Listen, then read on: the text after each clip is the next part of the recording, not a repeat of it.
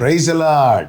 கர்த்தரும் இரட்சகருமாகிய இயேசு கிறிஸ்துவின் இனிய நாமத்தினாலே உங்கள் அனைவருக்கும் என் அன்பின் வாழ்த்துக்கள்.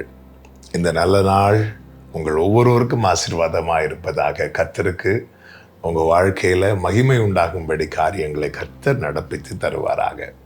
கலாத்தியருக்கு எழுதின நிருபம் 1வது அதிகாரம் 15வது வசனம். அப்படி இருந்தும் நான் என் தாயின் வயிற்றில் இருந்தது முதல் என்னை பிரித்தெடுத்து தம்முடைய கிருபையினால் அழைத்த தேவன். கர்த்தருடைய பரிசுத்த நாமம் மகிமைப்படுவதாக. கலாத்தியருக்கு பவுல் எழுதும்போது அவர் சொல்லுகிறார், அதனுடைய 13வது வசனத்தில், நான் யூத மார்க்கத்தில் இருந்தபோது, இன்னைக்கு நான் ஒரு யூத மார்க்கத்தானாய் என்னை வெளிப்படுத்தவில்லை. இன்னைக்கு நான் யாரா இருக்கிறேன் தெரியுமா? நான் கிறிஸ்துவினுடையவனாக இருக்கிறேன். கிறிஸ்தவ மார்க்கத்தானாக என்னை காண்பிக்கிறேன். அதே நேரத்தில் நான் இதுக்கு முன்னாடி யூத மார்க்கத்தில் இருந்தேன். அப்படி இருந்தபோது என்னுடைய நடக்கையை குறித்து கேள்விப்பட்டிருக்கிறீங்க. அதாவது கிறிஸ்துவுக்குள்ள நான் வர்றதுக்கு முன்னாடி எப்படி இருந்தேன்னு உங்களுக்கு தெரியும். என்னுடைய நடக்கை, தேவனுடைய சபையை நான் மிகவும் துன்பப்படுத்தி அதை பாழாக்கி கொண்டிருந்தேன். என் நடக்கை எப்படிப்பட்ட நடக்கையாக இருந்தது? எல்லாமே தேவனுக்கு எதிரானதாய், மிகவும் வேதனை. அதாவது நான் இருக்கிற இடம் பாழாகும். அப்படிப்பட்ட ஒரு வாழ்க்கை தான் நான் வாழ்ந்து வந்தேன். அப்படி இருந்தும் நான் தாயின் வயிற்றில் இருந்தது முதல் என்னை பிரித்து எடுத்த தேவன் என்று சொல்லுகிறார். இந்த நாளில் என கேட்கிற அன்பு சகோதர சகோதரி, ஒரு சத்தியத்தை எல்லாரும் புரிந்து கொள்ள வேண்டும். என்ன சத்தியம்? தேவன் நம்முடைய நடக்கையை வைத்து நம்மை தெரிந்தெடுக்கவில்லை. நடக்கையை வைத்து தெரிந்தெடுத்திருந்தால் இன்னைக்கு நாம் அவருடையவர்களாய் இல்லை. தேவன் நம்மை தெரிந்தெடுத்தது நாம் வெளிப்படும் முன்னமே. இதற்கு பெயர்தான் கிருபை. இதற்கு பெயர்தான் அவருடைய அநாதி சிநேகம்.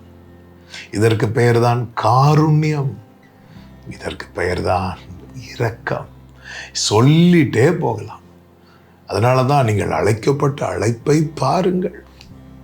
நம்முடைய நடக்கையை வைத்து தேவன் தெரிந்தெடுத்தார் என்று ஒரு நாளும் எண்ணாதிருங்கள்.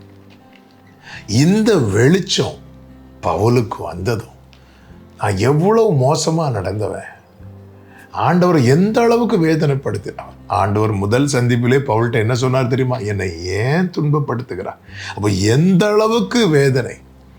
அப்படி இருந்தும் நான் இப்படியெல்லாம் இருப்பேன்னு தெரிஞ்சும் என்னை தெரிந்தெடுத்தார் பாருங்க. தாயின் வயிற்றில் இருந்து தோன்றும் முன்னமே இந்த அன்பு அவன் உள்வாங்குறான். இதை உள்வாங்கினதும் அவன் ஒரு தீர்மானம் எடுக்கிறான். இதுவரை அவரை வேதனைப்படுத்தினேன், இனி அவர் வேதனைப்படுத்த மாட்டேன். இதுவரை சபையை பாழாக்கினேன், இனி பாழாக்க மாட்டேன். இதுவரை என் வாழ்க்கையை பாழாக்கி கொண்டிருக்கும் காரியங்களை செய்தேன், இனி அப்படி அல்ல, பரிசுத்தமாக்கும் காரியங்களை செய்வேன். இதுவரை வேதனைப்படுத்தினேன், இனி நான் அவரை சந்தோஷப்படுத்துவேன். தீர்மானித்துதான் நான் என்ன செய்ய சித்தமாய் இருக்கிறீர் என்று அர்ப்பணிப்போடு ஒப்பு கொடுத்தான். தேவ சித்தம் அறிந்து தேவ சித்தத்தின்படி ஓட்டத்தை ஓடினான், ஜெயத்தோடு ஓட்டத்தை முடித்தான். இந்த நாளில் என்னை கேட்டுக்கொண்டிருக்கிற அன்பு சகோதரா சகோதரி, இன்னைக்கு நாம் அவருடையவர்களாய் இருக்கிறோம் என்றால் அதற்கு காரணம் நம்முடைய நடக்கை அல்ல. நாம் தாயின் வயிற்றிலிருந்து வெளிப்படும் முன்னமே அவர் நம்மை பிரித்தெடுத்ததே காரணம். இந்த அன்பை கனப்படுத்தி ஆமென் அவருடைய சித்தத்துக்கு ஒப்பு கொடுத்து அவர் நியமித்த பாதையில் ஓடுவோம். கர்த்தரை பிரியப்படுத்தி வெற்றியோடு நம்முடைய வாழ்க்கையை தொடர்வோம். கர்த்தர் உங்களை ஆசீர்வதிப்பாராக. ஜெபிக்கலாமா? எங்கள் நல்ல தகப்பனே, இரக்கமுள்ள தேவனே, உங்கள் தயவு, உங்கள் காருண்யம் எவ்வளவு பெரியது. எங்கள் நடக்கையை வைத்தல்ல, உங்கள் கிருபையினால் நாங்கள் வெளிப்படும் முன்னமே எங்களை தெரிந்தெடுத்திருக்கிறீர். சித்தத்துக்கு பவுலை போல ஒப்பு கொடுத்து வெற்றியோடு நியமித்த ஓட்டத்திலே ஓடி முடிக்க கிருபை செய்யும். இயேசுவின் நாமத்தில் பிதாவே, ஆமென்.